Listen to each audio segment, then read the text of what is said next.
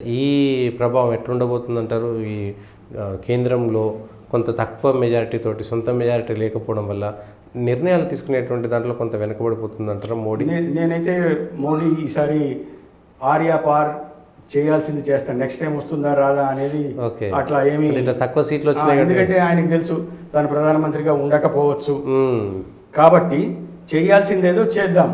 Okay, next time ఏదవుతుందో అదవుతుంది. అయితే మంచికే మంచి డెవలప్మెంట్కి కొంత ఇబ్బంది ఉన్నా, సీట్లు తక్కువ అవుతాయన్నా ఈసారి బెదిరే ప్రసక్తి ఉండదు. కట్ త్రూట్ డెసిషన్స్ తీసుకుంటాడు, ఇంప్లిమెంట్ చేస్తాడు. డెవలప్మెంట్ ఇంతకుముందు 2 టర్మ్స్ కన్నా బ్రహ్మాండంగా సాధిస్తాడు. ఆ డెసిషన్స్ వల్ల ఒక వర్గానికి, కొన్ని స్టేట్స్కో, కొన్ని చోట్లకో ఇబ్బందులు రావచ్చు. దాని రిపర్కషన్స్ ఎట్లా ఉంటాయి, దాని ఇంప్లికేషన్స్ ఎట్లా ఉంటాయి, రేపొద్దున మళ్ళీ బీజేపీ సెంటర్లో పవర్లోకి వస్తుందా రాదా అంటే ఇట్ ఈస్ టూ ఎర్లీ. ఏం డెసిషన్స్ తీసుకుంటారనేది టూ ఎర్లీ. కానీ డెవలప్మెంట్ అయితే ఈసారి బ్రహ్మాండంగా చేసి చూపిస్తాడు. ఎందుకంటే ఆల్రెడీ ఇప్పుడు సగం కంటే పైగా రీచ్ అయిపోయారు వాళ్ళు. 250 దాకా కాంగ్రెస్ వాళ్ళు వచ్చేసేసారు. నువ్వు 270 కూడా రాలేదంటే ఒక 20-30 తేడాకి వాళ్ళు రాగలిగారంటే నెక్స్ట్ టైం దాటరని ఏముంది. సో దాటరా అనే తర్వాత సంగతి.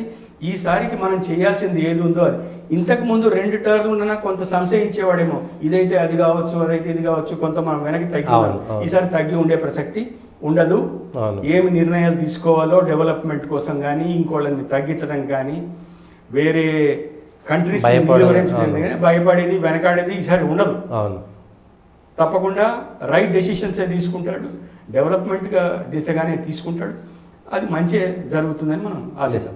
ఓకే, థ్యాంక్ యూ శ్రీనివాస్ గారు. ఇది ఓవరాల్గా జాతీయ స్థాయిలో వచ్చినటువంటి ప్రభుత్వంలో కానీ, వచ్చినటువంటి ఓట్ల విషయంలో కానీ నరేంద్ర మోడీ మీద ప్రభావం చూపుతుంది. అది దేశం కోసం మంచి చేస్తారనేటువంటిది. ఇక తెలంగాణ, ఆంధ్ర రాష్ట్ర రాజకీయాలు ఇంకొద్ది కాలం అయితే కానీ ఏం జరుగుతుందని చెప్పవచ్చు అనేది